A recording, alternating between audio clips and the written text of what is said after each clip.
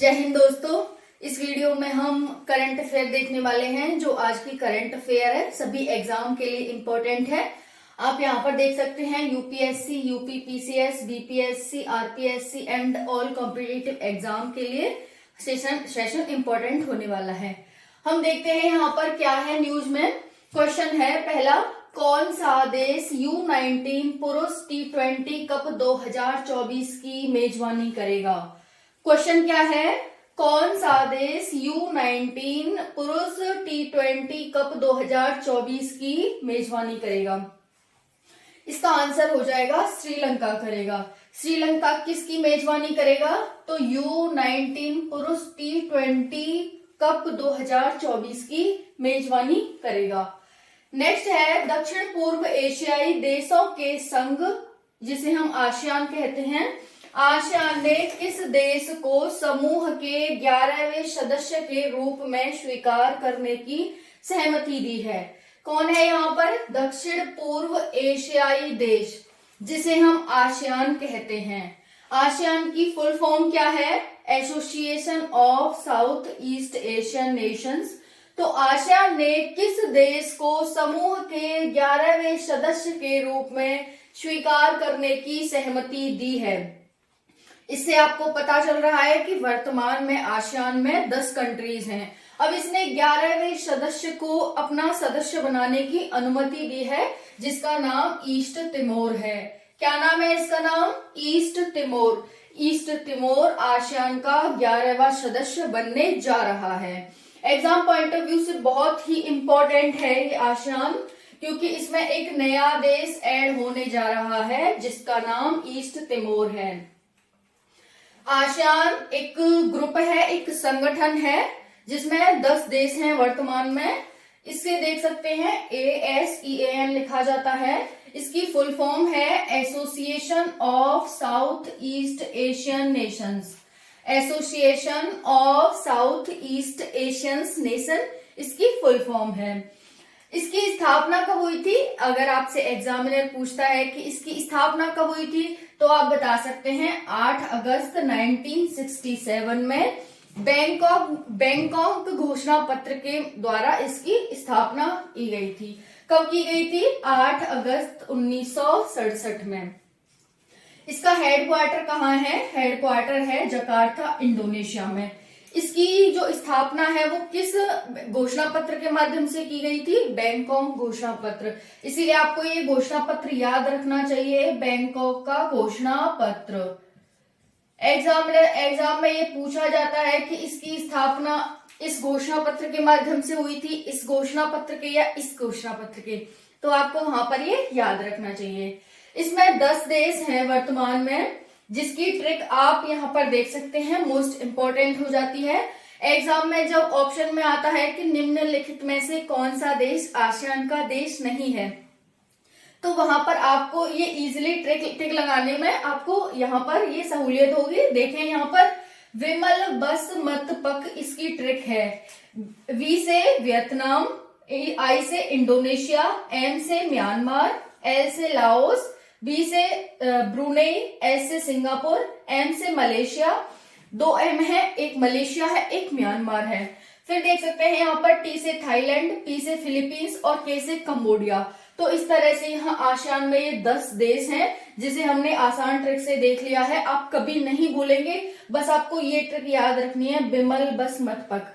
और यहाँ पर एक और इम्पोर्टेंट आपको एक बात याद रखनी है कि जो ये फिलीपींस है, फिलिस्तीन नहीं है। कहीं आप फिलिस्तीन समझो इसे और टिक लगा दो, क्योंकि एग्जामिनर आपको यहाँ पर कंफ्यूज कर सकता है कि इसमें फिलीपींस है या फिलिस्तीन है।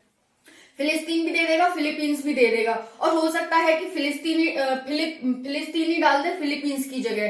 तो आप कहीं सोचो कि इसमें पी से फिलिस्तीन था, तो फिलिस्तीन नहीं है, फिलीपींस है। ये आसियान का एक देश है जो कि आसियान जो साउथ ईस्ट एशियन नेशन है वहीं स्थित है। यहाँ पर देख लिया। अब इसका आदर्श वाक्य क्या है, एग्जाम में आपसे पूछा जा सकता है कि आसियान का आदर्श वाक्य क्या है। इसका आदर्श वाक्य है 1 vision 1 identity and 1 community. 1 vision 1 identity and 1 community इसका क्या है, आदर्श वाक्य है। किसका, इसका आसियान का। हमने क्वेश्चन क्या था हमारा, दक्षिण पूर्व एशियाई देशों के संघ जिसे आसियान कहा जाता है ने किस देश को समूह के 11वें सदस्य देश के रूप में मान्यता दी है। तो आप सभी को पता चल गया कि किसको दिया, ईस्ट तिमोर को दी है। अब इसके वर्तमान जो इंडोनेशिया जिसमें इसका मुख्यालय है, इंडोनेशिया की राजधानी जकार्ता में आसियान का, अब इसके वर्तमान प्रेसिडेंट कौन है इंडोनेशिया के, तो यहाँ पर देख सकते हैं क्योंकि इंपॉर्टेंट हो जाता है। और हम यहाँ पर क्या करते हैं, एनालिसिस। एनालिसिस किसका, जो सभी प्रतियोगी परीक्षाओं में पूछा जाता है। आपसे ये न पूछ करके, ईस्ट तिमोर न पूछ करके इंडोनेशिया के प्रेसिडेंट पूछे जा सकते हैं। न्यूज तो जो ये हमारा क्वेश्चन है ये तो न्यूज से ही बन रहा है ना, न्यूज में था, तो ये पूछा जा सकता है। इसकी राजधानी पूछी जा सकती है, इसका हेडक्वार्टर पूछा जा सकता है, इसमें कितने देश हैं ये पूछा जा सकता है। तो क्वेश्चन तो बहुत सारे बन जाते हैं। तो हमने वही यहाँ पर देखा, इसमें से आपका कोई भी क्वेश्चन नहीं छूटने वाला, कोई भी आपका क्वेश्चन बिल्कुल नहीं छूटेगा। तो इंडोनेशिया के वर्तमान प्रेसिडेंट कौन है, जोको विडोडो है इसके वर्तमान प्रेसिडेंट। किसके, इंडोनेशिया के। नेक्स्ट देखते हैं, असम बाजरा अभियान 2022 की शुरुआत कहाँ हुई है। किसकी, असम बाजरा अभियान 2022 की शुरुआत कहाँ हुई है, इसकी शुरुआत हुई है असम में। असम से ही पता चल रहा है, तो इसकी शुरुआत कहाँ हुई है, असम में इसकी शुरुआत हुई है। यहाँ पर देख सकते हैं असम की राजधानी दिसपुर है। क्या है राजधानी असम की, दिसपुर है। असम 7 सिस्टर का एक देश है, 7 सिस्टर जिसमें 7 देश हैं। भारत के जो ईस्ट के देश हैं, राज्य हैं, उनका एक ये राज्य है दिसपुर। असम की राजधानी क्या हो जाएगी, दिसपुर।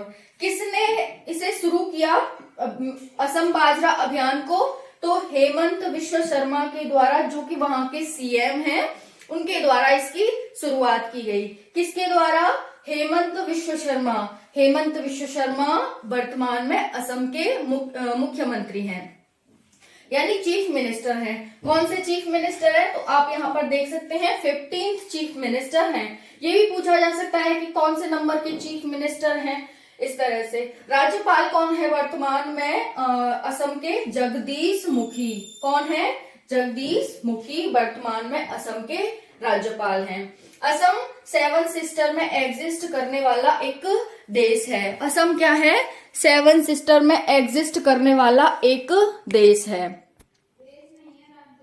राज्य है। क्या है, असम 7 सिस्टर में एग्जिस्ट करने वाला एक राज्य है। अब यहाँ पर देख सकते हैं 7 सिस्टर में कौन कौन आता है। अगर देखो यहाँ से क्वेश्चन आपसे पूछ सकता है कि 7 सिस्टर में कितने राज्य आते हैं, 7 राज्य आते हैं। अब इसमें कौन कौन से आते हैं, सिक्किम को छोड़ करके बाकी 7 राज्य जो ईस्ट भारत के हैं वो सारे आते हैं। जैसे अरुणाचल प्रदेश हो गया, मेघालय हो गया, मणिपुर हो गया, मिजोरम हो गया, ठीक है। यहाँ पर फिर उसके बाद त्रिपुरा हो गया, असम हो गया, मेघालय हो गया, ये सारे आते हैं। बस कौन छूटता है इसमें, सिक्किम नहीं है इसमें एग्जिस्ट। तो हमारे जो भारत के ईस्ट में 8 राज्य हैं, जिसमें से सिक्किम नहीं है, बाकी सब 7 सिस्टर में एग्जिस्ट करते हैं। नेक्स्ट क्वेश्चन है, भारत स्टील उत्पादन में विश्व में कौन सा स्थान पर है। 2022 की रिपोर्ट आई है जिसमें भारत स्टील उत्पादन में विश्व का दूसरा सबसे बड़ा देश बन गया है। क्या बन गया है, दूसरा सबसे बड़ा देश बन गया है भारत। तो पहला कौन है, पहला है चीन। चीन 2022 में सबसे ज्यादा स्टील का उत्पादन करता है और दूसरे नंबर पर भारत करता है। नेक्स्ट क्वेश्चन है हमारा, बैंक ऑफ इंडिया के अध्यक्ष किसे चुना गया है। बैंक ऑफ इंडिया जिसे हम BOI कहते हैं, इसके अध्यक्ष चुने गए हैं वर्तमान में। तो किसे चुना गया है, आंसर होना चाहिए श्रीनिवासन वरदराजन को चुना गया है। श्रीनिवासन वरदराजन को BOI के अध्यक्ष के रूप में चुना गया है। किसे चुना गया है BOI के अध्यक्ष के रूप में, श्रीनिवासन वरदराजन को वर्तमान में BOI के अध्यक्ष के रूप में चुना गया है।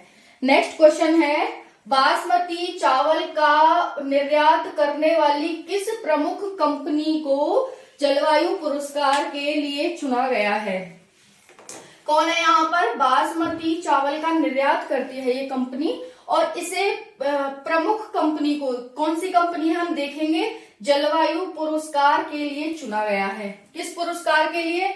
एग्जामिनर आपसे यही पूछ सकता है कि जो KRBL कंपनी है इसे जलवायु पुरस्कार के लिए चुना गया है। इस कंपनी को पर्यावरण के लिए चुना गया है, इस कंपनी को पानी का स्वच्छता करने के लिए चुना गया है, इस कंपनी को स्वच्छ अभियान के लिए चुना गया है। इस तरह से आपसे पूछ सकते हैं एग्जामिनर। तो आपको याद रखना है जलवायु पुरस्कार के लिए KRBL लिमिटेड कंपनी को चुना गया है। अब इसे जलवायु पुरस्कार का क्या संबंध बासमती चावल निर्यात करने से? तो यहाँ पर किसे दिया गया है? ये बिरसा मुंडा उत्कृष्ट विधायक सम्मान 2022 किसे दिया गया है? विधायक को दिया गया है, जो विनोद कुमार सिंह को दिया गया है। काफी इंपॉर्टेंट हो जाता है क्योंकि अभी इनकी जयंती मनाई गई थी और उसी के नाम पर इनको विनोद कुमार सिंह को ये पुरस्कार दिया गया है। मोस्ट इम्पोर्टेंट है। अब नेक्स्ट देखते हैं, हमारा नेक्स्ट कुछ ऊपर है, आपसे क्वेश्चन भी पूछा जाएगा जो हमने कल करंट अफेयर किया था उसका। यहाँ पर देख सकते हैं, क्वेश्चन ऑफ द डे है, सियोमारा कास्त्रो किस देश की पहली महिला राष्ट्रपति बनी है?